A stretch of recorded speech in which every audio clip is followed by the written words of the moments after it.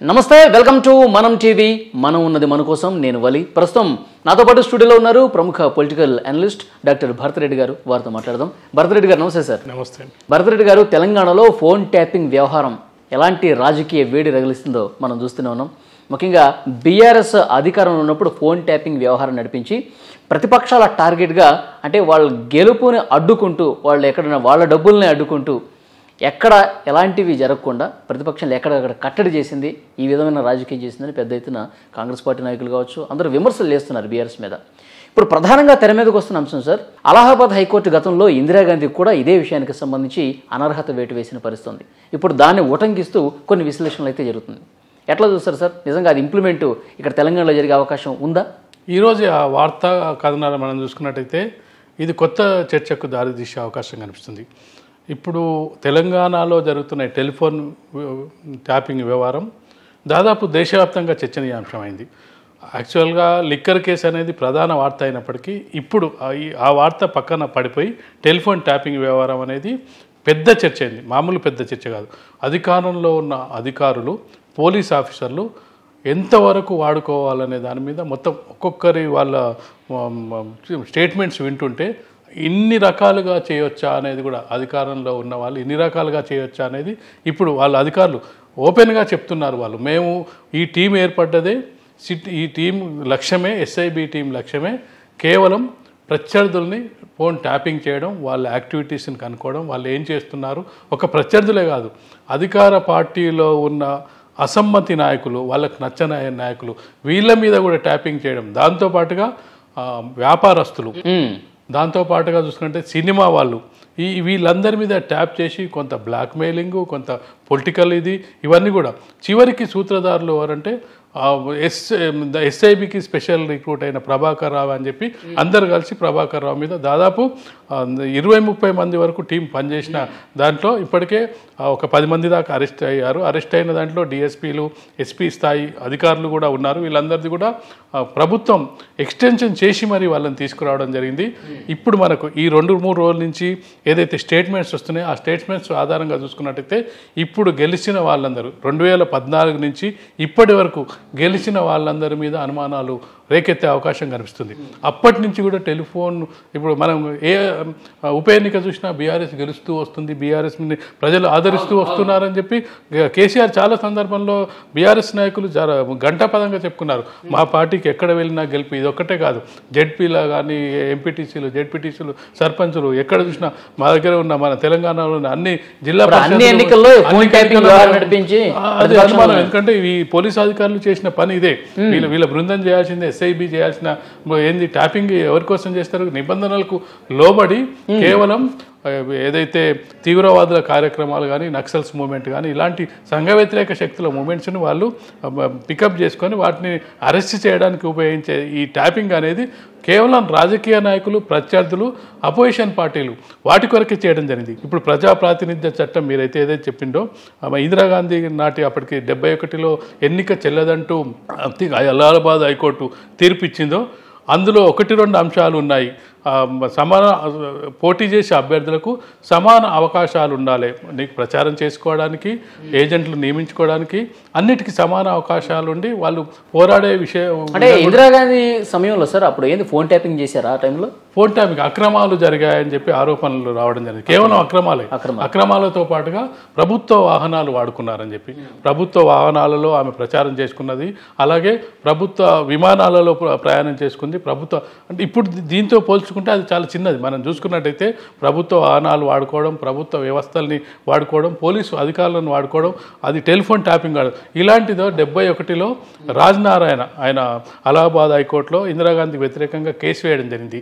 ఇక్కడ సమాన అవకాశాలు లేవు, తను అన్ని వ్యవస్థల్ని వాడుకోవడం జరిగింది, దీని ద్వారా ఆమె ఎన్నిక అవ్వడం జరిగింది, ఎన్నిక చెల్లదు అంటూ ప్రజా ప్రాతినిధ్య చట్టం కింద ఆయన కేసు వేయడం జరిగింది. ఇప్పుడు ఈ కేసులో ఏంటంటే బీఆర్ఎస్ ప్రతిపక్షాలకి సమాన అవకాశం లేకుండా చేసింది అనేది ఆ కేసు కింద ఏమైందంటే సమాన అవకాశాలు లేవు, మిమ్మల్ని ప్రచారం చేసుకునేలే, మాకు మినిమం డబ్బులు, మేము ఖర్చుల కోసం ఎలక్షన్ కమిషన్ ఏదైతే సరే ఆ డబ్బులు దాటి కోట్ల రూపాయలు ఖర్చు అవుతున్నప్పటికీ కొంతవరకు వాళ్ళకు ఖర్చు పెట్టుకునే అవకాశాన్ని ఎలక్షన్ కమిషన్ కమిషన్ అధికారంగా ఇస్తుంది.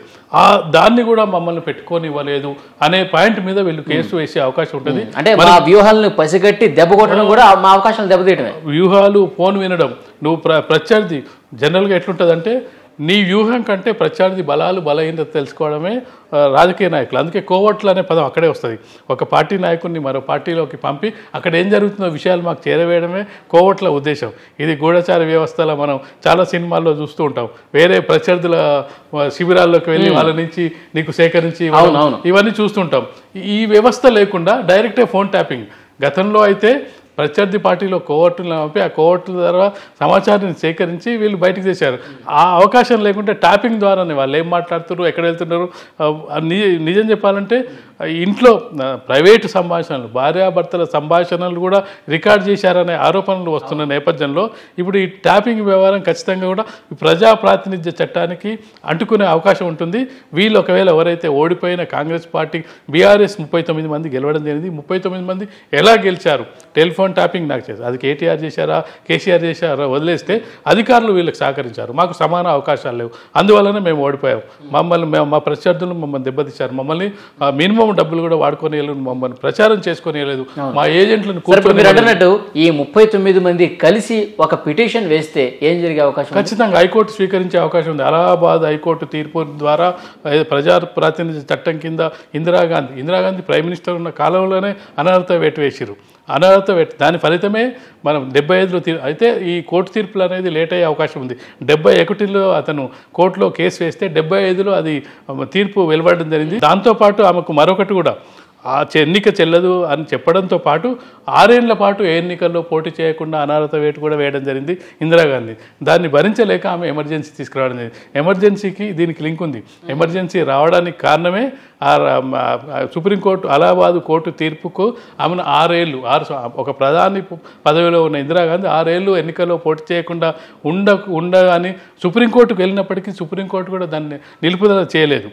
ఏది అలహాబాద్ హైకోర్టుకు మీద స్టే ఇవ్వలేదు. దీంతో ఆమెకు ఇంకేం చేయాలని అర్థం కాక ఎమర్జెన్సీ పెట్టేసి ఎక్కడికక్కడ అందరినీ కూడా అన్ని వ్యవస్థల్ని ఎమర్జెన్సీ అనేది పెద్ద చరిత్ర. ఇక దానికి సంబంధించి కాంగ్రెస్ పార్టీ ఎప్పుడు కూడా బోర్డులో నిలబడే పరిస్థితి. ఇప్పుడు వీళ్ళు హైకోర్టులో పిటిషన్ వేస్తే ఈ 39 మంది ఒకవేళ ఆ గెలిచిన వాళ్ళకి అనర్హత వేటు వేస్తే వాళ్ళని అసెంబ్లీకి వచ్చే అవకాశం ఉందా లేదా? లేదు. ఎవరైతే సెకండ్ ప్లేస్లో ఉంటారో వాళ్ళు ఇమీడియట్గా వచ్చి వాళ్ళు ఎమ్మెల్యేగా ప్రమాణ స్వీకారం చేయడమే. ఏదైతే అనర్హత వేటుకి సంబంధించి ప్రజా ప్రాతినిధ్య చట్టానికి సంబంధించి సుప్రీంకోర్టుకు వెళ్ళి స్టే తెచ్చుకునే వరకు సమీప ప్రత్యర్థి ఎవరైతే ఉన్నారో వాళ్ళు ఎమ్మెల్యే ఇమ్మీడియట్గా కోర్టు కనుక ఈ ఎన్నిక చెల్లదు అని చెప్పి కనుక తీర్పునిచ్చినట్టయితే ఆ తీర్పును అమలు నుంచి వెంటనే వీళ్ళకు ఎవరైతే కేసు వేసిన 2వ స్థానంలో ఉన్న అభ్యర్థి వెంటనే ఎమ్మెల్యేగా వాళ్ళకి అర్హత సాధించే అవకాశం ఉంటుంది. ఆ ఎమ్మెల్యే సభ్యత్వం రద్దవుతుంటుంది. ఇది కొత్త చర్చ. అది ఇటీవల రాజకీయ విశ్లేషకులు, న్యాయ నిపుణులు చెప్తున్నది ఏంటంటే ఏదైతే టెలిఫోన్ ట్యాపింగ్ వ్యవహారాన్ని మనం చూసుకున్నట్టయితే ఈ కేసు ఇది కూడా ఇమిడి ఉంది. ప్రజా ప్రాతినిధ్య చట్టం కింద గెలిచిన ఎమ్మెల్యే మీద అక్కడ ఉన్న సెకండ్ ప్లేస్ బీజేపీ ఉండని, కాంగ్రెస్ ఉండని, ఎవరైనా ఉండి వాళ్ళు వెళ్ళి మాకు సమాన అవకాశాలు దక్కలేదు. ఇది గతంలో ఒక తీర్పు ఉంది. అలహాబాద్ హైకోర్టు తీర్పు ఇందిరాగాంధీ తీర్పుకు సంబంధించి ఒకసారి పరిశీలించండి అని చెప్తే ఆల్రెడీ కేసు గతంలో ఉన్న కేసు తీర్పును అనుసరించి కాకపోతే అది సంవత్సరానికి తీర్పు వస్తుందా, 2 సంవత్సరాలకు తీర్పు వస్తుందా పక్కన పెడితే వేసుకునే అవకాశం అయితే ఖచ్చితంగా ఉంది. ఎవరైనా ఇప్పుడు 2వ స్థానంలో ఉన్న అభ్యర్థి ఒకవేళ ఓడిపోయిన అభ్యర్థులు ఒక ఛాన్స్ ట్రై చేద్దాం, అయితే 2 ఏళ్ల తర్వాత అయినా అవ్వచ్చు కదా అని చెప్పి వెళ్ళినట్టయితే వాళ్ళకు 2 ఏళ్ల తర్వాత అయినా ఒకవేళ కోర్టు తీర్పున అమలు చేసి వాళ్ళు ఎమ్మెల్యేగా ప్రమాణ స్వీకారం చేసే అవకాశం ఉంటుంది. కాబట్టి ఖచ్చితంగా ఇది టెలిఫోన్ ట్యాపింగ్ అనేది అనేక మలుపులు తిరుగుతూ మొత్తానికి ఈ 39 మంది అభ్యర్థులు గెలిచిన అభ్యర్థులకు కూడా చుట్టుకునే అవకాశం కనిపిస్తుంది. ఇక పెద్ద కేసులు తలకాయలు ఇప్పటికే అధికారులు అరెస్ట్ అవ్వడం జరిగింది. అరెస్ట్ అయిన 39 నియోజకవర్గాల్లో అక్కడ బీఆర్ఎస్ అభ్యర్థులు ఎవరైతే ఉన్నారో అసలు వాళ్ళు పాల్పడ్డారా లేదా, వాళ్ళ కేంద్రంగా వాళ్ళు ట్యాపింగ్ జరిగిందా లేదు ఇది కూడా చూడాల్సిన అవసరం. వాళ్ళు పాల్పడకపోయినా అధికార పార్టీ నుంచి ఈ థ్రెట్ ఉంది టెలిఫోన్ ట్యాపింగ్. ఎందుకంటే నీకు ఈయన రాధాకిషన్ రావు చెప్పిండు, మా అధికార వాహనాల్లోనే డబ్బులు తరలించామని చెప్పడం జరిగింది. అధికార పార్టీకి సంబంధించిన డబ్బును మా వెహికల్స్ తరలించామని చెప్పిండు. ఆ తరలించిన దాంట్లో దాదాపు వాళ్ళ ఎమ్మెల్యేలు అందరికీ తరలిస్తారు, లేదంటే 1-2 కొంతమంది తరలించకపోవచ్చు. ఇప్పుడు కేకే మహేందర్ రెడ్డి కేటీఆర్ మీద ఆల్రెడీ కేసు కూడా పెట్టడం జరిగింది. నా పక్కనే ఈ కంట్రోల్ రూమ్ ఏర్పాటు చేయడం జరిగింది, నా టెలిఫోన్ ట్యాప్ చేయడం జరిగింది, నన్ను వేధించడం జరిగింది అని చెప్పి ఇదే కేసును తీసుకెళ్లి కోర్టులో సబ్మిట్ చేయొచ్చు. ఈ 39 మందిలో అందరు చేశారా లేదా అంటే ప్రభుత్వ పరంగా ఎంతమందికి సహకారం లభించింది, ఎంతమంది ఈ వ్యవహారంలో వాళ్ళు వాడుకున్నారు అనేది కూడా నెక్స్ట్ ప్రశ్న వచ్చే అవకాశం ఉంది. కానీ కొంతమందికి అయితే వాళ్ళు సాయం చేసే అవకాశం ఉంటుంది. బలమైన అభ్యర్థులుగా ఉన్న ఇప్పుడు హైదరాబాద్ మీద అనుమానాలు వచ్చే అవకాశం ఉంటుంది. ఎందుకంటే హైదరాబాద్లో దాదాపు బీఆర్ఎస్ 17 ఎమ్మెల్యే స్థానాలు ఉంటే ఒక రాజాసింగ్ వదిలేస్తే 16 స్థానాల్లో బీఆర్ఎస్ గెలిచింది. కాంగ్రెస్ కూడా ఒక్క స్థానం గెలిచిన పరిస్థితి కనిపించలేదు. ఇలాంటి చోట్ల ఖచ్చితంగా కూడా నీకు 16కు నీకు స్కోరు 100కు వచ్చినప్పుడు ఖచ్చితంగా డౌట్ వస్తుంది కదా, వీడికి 100 మార్కులు ఎట్లొచ్చాయి, వీడు అసలు ఓడిపోయే ఫెయిల్ అవుతాడు అనుకున్న క్యాండిడేట్ నీకు మిగతా దగ్గరలో నీకు 0 సీట్లు వచ్చి నల్గొండ, ఖమ్మం ఇట్లాంటి జిల్లాల్లో నీకు అసలు సీట్లు రాకుండా హైదరాబాద్లోనే ఎందుకు వచ్చాయి అన్నప్పుడు ఇలాంటి అనుమానాలు వచ్చే అవకాశం. ఎందుకంటే హైదరాబాద్లో అవకాశాలు ఎక్కువ, ట్యాపింగ్ వ్యవహారం ఎక్కువ, ఇక్కడ అధికారులు మొత్తం ఇక్కడనే ఉంటారు. ఇలాంటి అనుమానం జరిగిందా జరగలేదా అనేది సెకండరీ, బట్ ఒక అనుమానం అయితే వచ్చే అవకాశం ఉంది. ఇందులో కొంతమంది ఒకవేళ కాంగ్రెస్ వాళ్ళు వెళ్తారా, ఏంటంటే ఇప్పుడు కాంగ్రెస్ వాళ్ళు చూస్తున్నది ఏంటంటే మళ్ళీ ఎన్నికలు ఎందుకు ఉన్న వాళ్ళని మేము చేర్చుకుంటే అయిపోద్ది అనే ఒక అవకాశాన్ని చూస్తున్నారు. ఇదే అవకాశంతో సెకండ్ ప్లేస్ ఉన్న బీజేపీ వాళ్ళు వెళ్తారా? కొన్ని చోట్ల బీజేపీ సెకండ్ ప్లేస్ ఉంది. ఒక కేసు వేసి చూద్దాం, కేసు వేసి చూస్తే గతంలో జరిగిన తీర్పు సంవత్సరానికి 2 ఏళ్ళకి వచ్చే అవకాశం ఉంటుంది.